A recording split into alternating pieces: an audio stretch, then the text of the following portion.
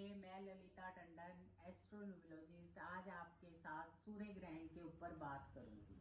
21 जून को सूर्य ग्रहण लगने वाला है। सूर्य ग्रहण अमावस्या के दिन लगता है। इस बार मिथुन राशि में सूर्य ग्रहण पड़ रहा है।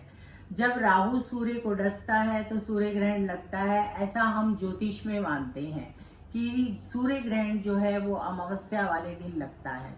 इस बार 2 नक्षत्रों में सूर्य ग्रहण लग रहा है, लेकिन मुझे ऐसा लगता है कि आप सब लोगों को इस चीज की बजाय कि सूर्य ग्रहण का ज्योतिष में किस तरह से, किन नक्षत्रों में या प्रकृति से किस तरह से लग रहा है, उसकी बजाय आप लोगों के लिए ये जानना जरूरी है कि सूर्य ग्रहण के दिन हमें क्या करना चाहिए। 12 घंटे पहले सूतक पड़ जाता है सूर्य ग्रहण से। 5:15 साढ़े 5 घंटे के करीब का ये सूर्य ग्रहण है, लंबा ग्रहण है, इसलिए 12 घंटे का सूतक होगा। आप सबको चाहिए कि सूर्य ग्रहण के दिन अपने घर में रहें। स्पेशली गर्भवती स्त्रियों को चाहिए, जिनको भी माँ बनने वाली है, उस दिन उन्हें खास ध्यान रखना चाहिए, वो घर में रहें। मेरा ऐसा मानना है अपना पर्सनली कि सूर्य ग्रहण वाले दिन जब राहु सूर्य ग्रहण को डसता है तो प्रकृति में बहुत सारी नेगेटिव एनर्जी आ जाती है।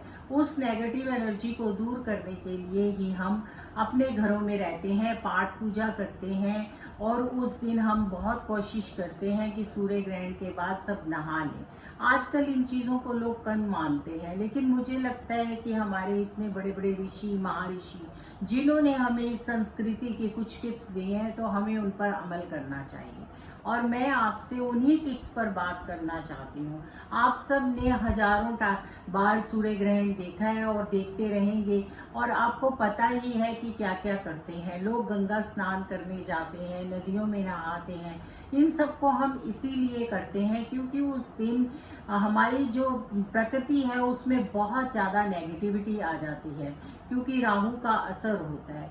सूर्य को हम पिता के रूप में देखते हैं। सूर्य की एनर्जी से हमें कितना लाभ मिलता है। सूर्य हमें हर तरह से पालन पोषण करते हैं। वो हमारे एक फादर के रूप में, पिता के रूप में पूरी धरती की रक्षा करते हैं। और जब राहु उनको डसता है तो उस टाइम पर बहुत सारी नेगेटिविटी छा जाती है, क्योंकि राहु एक असुर है, आदित्य है। इसलिए आपको चाहिए कि उस दिन दान पुण्य करें।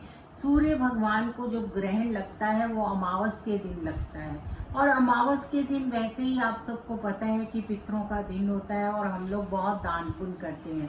जिन भी घरों में अमावस्या का दान होता है उनको इस चीज़ के बारे में पता होता है। अमावस का जिनका जन्म होता है उस दिन को भी उस दिन बहुत दान करना चाहिए। बहुत से बच्चे ऐसे होते हैं जो सूर्य ग्रहण के दिन ही पैदा हुए होते हैं, उनको भी सूर्य ग्रहण वाले दिन बहुत दान पुण्य करना चाहिए। आप सबको चाहिए कि आप ग्रहण के दिन, जिस दिन ग्रहण हो उस दिन ग्रहण के बाद स्नान जरूर करें। इससे इसका ये कोई मीनिंग नहीं है कि इससे कोई हम इसको अंधविश्वास के रूप में देख रहे हैं, बल्कि ये एक ऐसी चीज़ है कि जैसे आज आप एनवायरनमेंट देख रहे हैं कि हमें अपनी कितनी साफ सुविधा और हर चीज़ का ध्यान रखना पड़ रहा है, ऐसे ही सूर्य ग्रहण के टाइम जो नेगेटिविटी होती है उसको दूर करने के लिए हम अपने को स्नान करते हैं, ताकि जितनी नेगेटिविटी है वो दूर हो जाए। और दान हम इसलिए करते हैं ताकि वातावरण में ज़्यादा से ज़्यादा शुद्धि हो, और हम पूजा पाठ भी इसीलिए करते हैं कि शुद्धि हो, और हमारे पिता परम पिता सूर्य नारायण पर जो कष्ट आ रहा है उसको हम दूर कर सकें। इस ग्रहण का असर धीरे धीरे धरती पर आता है, और उससे फिर हमें बहुत सारी प्रॉब्लम्स को देखना पड़ता है। हम अगर सब मिलजुल कर इस काम को करें तो इससे हम अपने धरती के ऊपर जितनी भी नेगेटिविटी होती है उसको दूर करते हैं। सूर्य ग्रहण के दिन हमें चाहिए कि हम अच्छे से, क्या कहते हैं, जितनी भी हमारे खाने पीने का सामान होता है उसके अंदर तुलसी या दुर्वा डालें, क्योंकि वो बनी हुई चीज़ें होती हैं और उन पर नेगेटिविटी ना आए। आजकल तो वैसे सूर्य भगवान जो हैं वो कम ही नज़र आते हैं, जिसकी वजह से ज़्यादातर लोगों में विटामिन डी की कमी रहती है।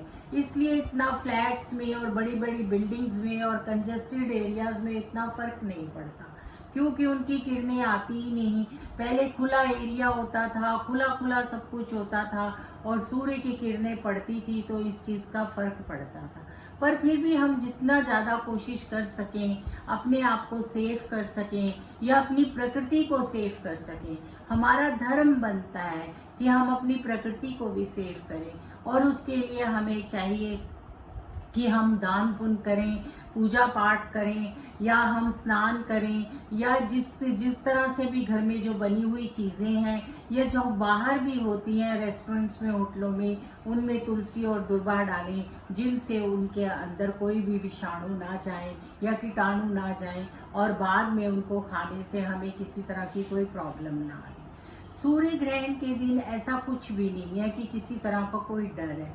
आपको डरने की कोई भी ज़रूरत नहीं है। आप सिर्फ वो काम इसलिए कीजिए क्योंकि ये हमारी संस्कृति है, और हमारे ऋषि, हमारे मुनि इतने जो क्या कहते हैं ज्ञानवान थे, अगर उन्होंने हमें बताया है कि हमें ये करना चाहिए तो हमें ये करना चाहिए। इसके साइंटिफिक रीज़न भी हैं।